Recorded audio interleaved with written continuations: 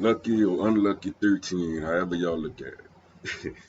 What's up, everybody? It's your boy, Mr. Dugai, coming at y'all with another episode of Drop of Dimes with Mr. Dugai.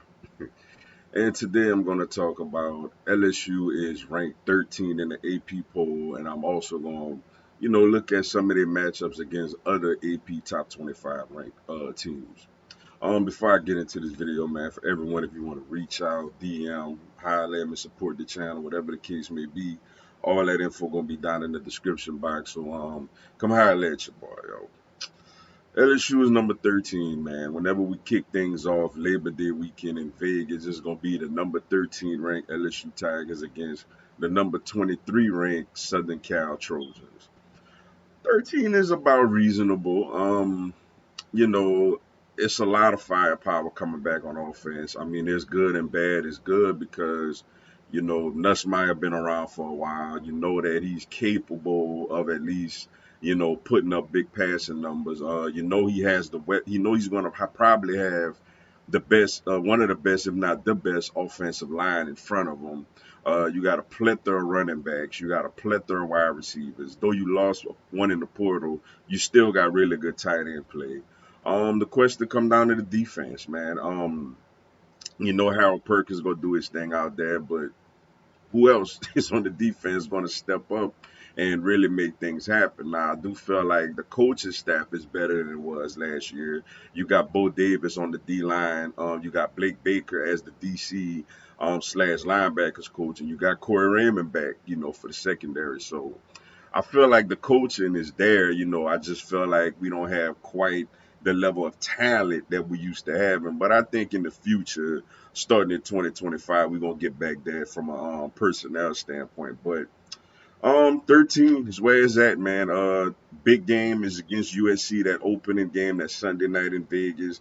We've lost four straight season openers.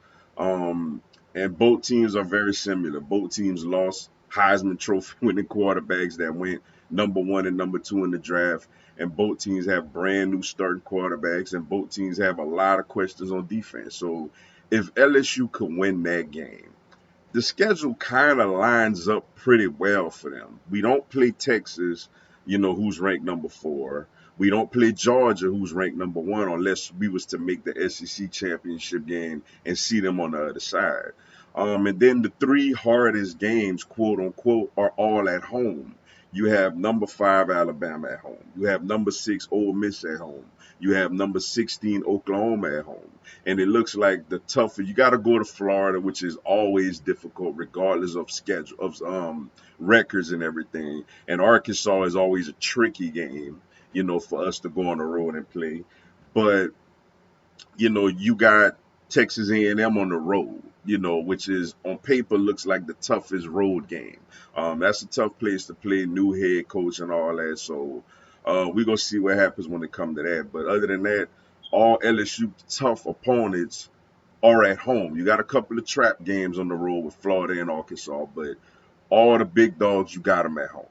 And then you could throw UCLA in there as well, who is kind of a wild card, not ranked, but you never know how they could be. We got them at home as well. So it's a very favorable home schedule for LSU. And we got to take advantage of that, man. But 13 is where it's at. But it ain't where you start, is where you finish. We right kind of as a Bringe 12-team playoff team or not. We like kind of right there. They expecting us to compete to get in the 12-team playoff. And remember, just got to finish in the top 12 this year. But with that being said, that's all I got for y'all today. Appreciate y'all checking out the video. Hit the like button for your boy. Give me a subscribe. I have LSU, NCAA, and content on my other teams throughout the year. Y'all have a blessed one. Go Tigers.